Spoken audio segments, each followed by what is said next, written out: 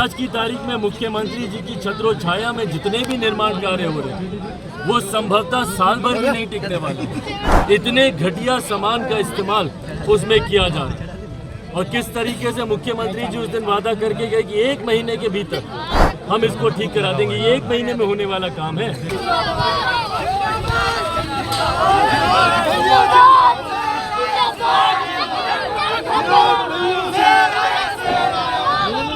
बार बार वो आग्रह कर रहे थे कि जो बालू का खनन यहाँ पे होता उसको इस पुल के आसपास होने से रोका जाए। स्थानीय ग्रामीण आग्रह करते गए, आंदोलन करते गए, कर करके थक गए, पर राज्य सरकार के कान पर जूं तक नहीं रही। और उन्हीं दोनों चीज़ों का परिणाम है, भ्रष्टाचार का परिणाम है।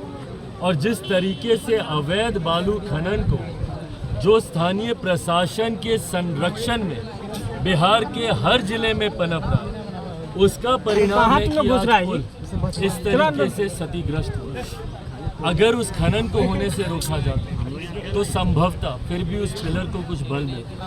अगर शुरुआत में ही इतने मजबूत सामग्री का इस्तेमाल किया जाता तो मेंटेनेंस पीरियड रहने के बावजूद पुल इस तरीके से धराशायी नहीं हो।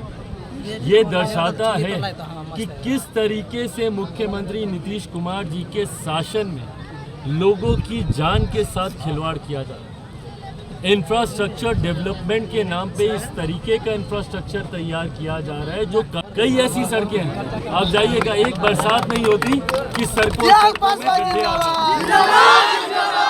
आप जाकर देखिएगा कितने ऐसे भवन हैं जो आज बनते हैं और कल जर्जर हो जाते हैं। कितने ऐसे बांध हैं जो तटबंध हर साल ये लोग बांध को बनाने के नाम पर जो ये इस्तेमाल करते हैं कि भाई पानी, बाढ़ का पानी कटाव के रास्ते से गांव पंचायतों में ना घुसे।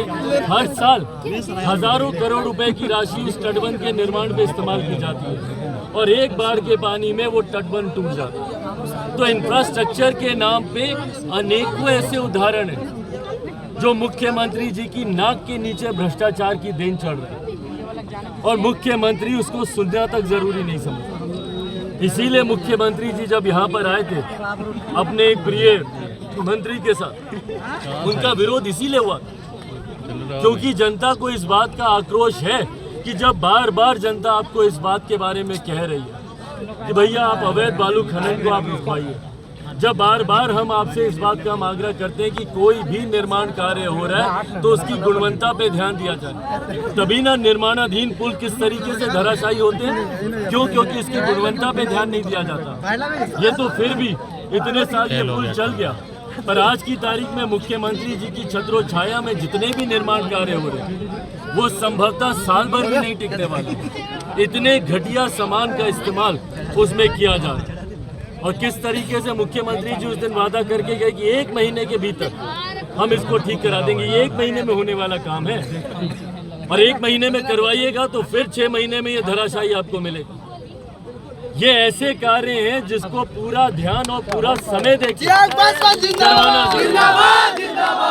क्योंकि मुख्यमंत्री गुणवत्ता से इतना समझौता करते हैं। और गुणवत्ता से समझौता क्यों?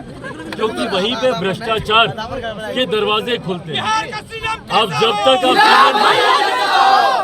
तक सीमेंट में बालू मिट्टी नहीं मिलाइएगा तो कैसे पैसा बचेगा? जब तक आप घटिया सरिया इस्तेमाल नहीं कीजिएगा तो कैसे आपका पैसा बचेगा?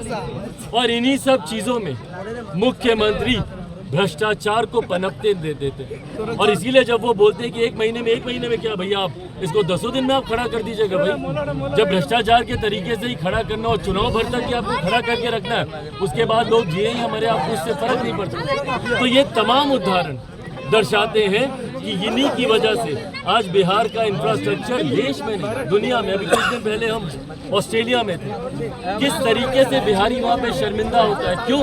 क्योंकि बिहार की खबरें जाती हैं कि पुल हवा में गिर गया, बांध चूहे कुतर गए, और बिहारी देश में नहीं दुनिया में शर्मिंदा होता है, अपमानित होता है मुख्यमंत्री नीतीश कुमार जी के कार्यों की वजह से। सवाल उठता है चिराग जी कि लोगों ने सरकार